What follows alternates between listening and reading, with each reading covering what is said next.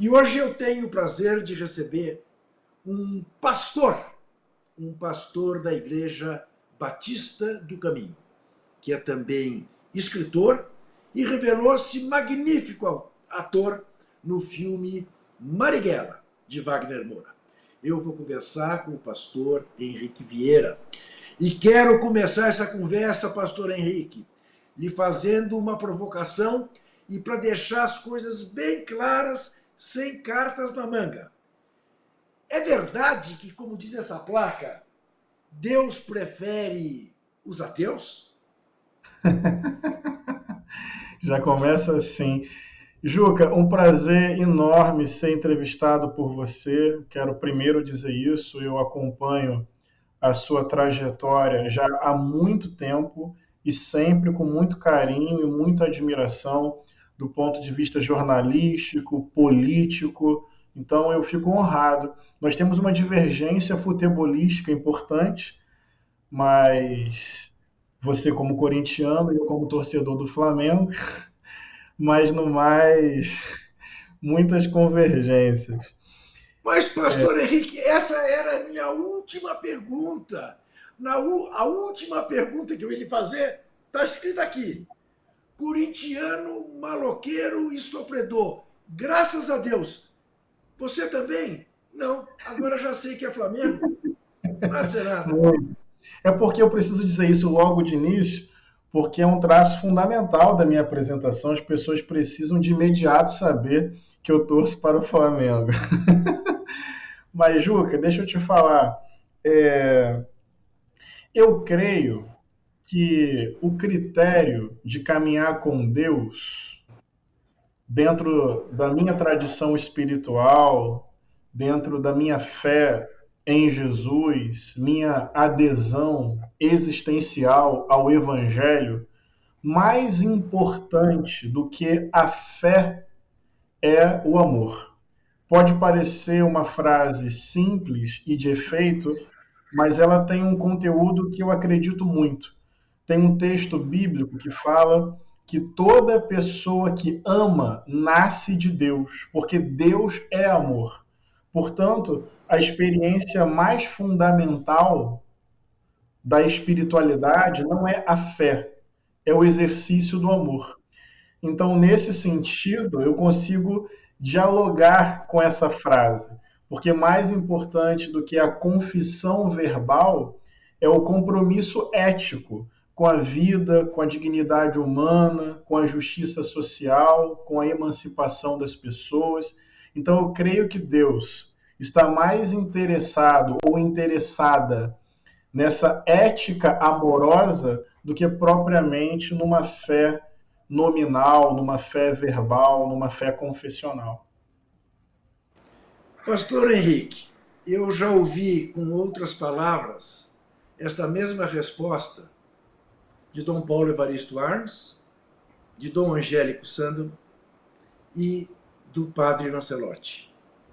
Com essas mesmas palavras.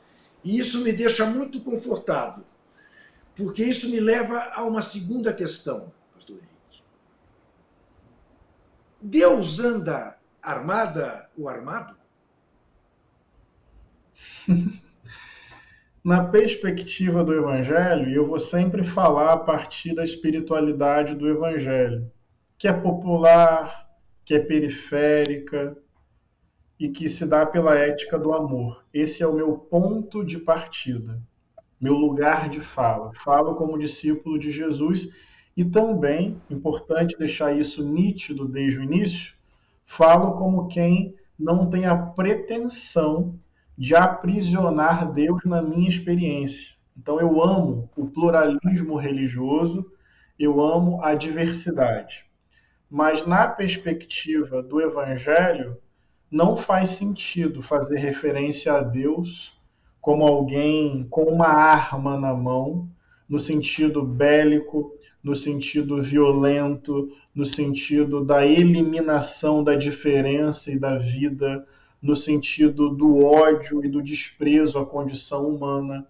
Na perspectiva do Evangelho, eu acho até o contrário. Eu vejo Deus vulnerável. Pode parecer estranha essa afirmação, porque a gente sempre pensa na dimensão do todo-poder, todo-poderoso. Mas o Evangelho declara a solidariedade de Deus com a fragilidade da condição humana, com a vulnerabilidade da condição humana especial e prioritariamente a condição dos pobres, dos oprimidos, das vítimas de injustiça e de violência. Então, na verdade, eu vejo Deus vítima da arma. Eu vejo Deus alvo da violência. Não Deus como aquele ou aquela que promove o ódio, que promove a intolerância e que elimina a vida. Então vejo Deus vulnerável, vejo Deus assumindo conosco a beleza, o drama, o espetáculo e a fragilidade da condição humana, trágica e belamente humana. Mas além do recorte humano, na sua universalidade, tem um recorte mais específico. Deus assume na história a condição dos oprimidos, dos empobrecidos, dos sem voz e dos sem vez, dos últimos do mundo.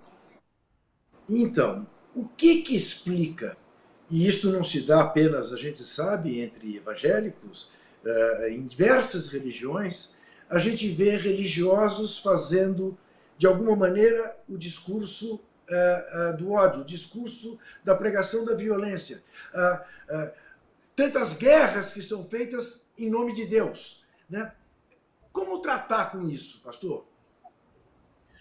Pois é, isso acontece, Juca, quando a experiência religiosa é capturada pelo fundamentalismo, pelo extremismo e pelo fanatismo.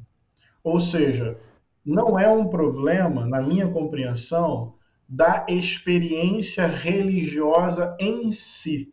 Não é um problema da espiritualidade como uma expressão profunda da cultura, das culturas e da condição humana. Então não é um problema inato da espiritualidade, nem um problema inato à religiosidade. Eu identifico aí um outro problema. Quando essa potência de abertura ao universo, à natureza e à humanidade, quando essa potência é capturada e sequestrada pelo extremismo religioso. Daí, já não é mais abertura, já não é mais contemplação, já não é mais harmonia, já não é mais escuta, já não é mais humildade de espírito, já não é mais disposição amorosa. Aí vira dogma, doutrina, petrificação do sagrado, monopólio da verdade. Aí vira espírito de guerra, de violência, de antipatia diante da diversidade, de necessidade de controlar o comportamento, a fé do outro, dos outros. Então, é um problema, como você identificou bem, histórico. Na minha compreensão, ele não é próprio da religião, ele é próprio do fundamentalismo sequestrando a potência criativa da espiritualidade. Aí vira guerra.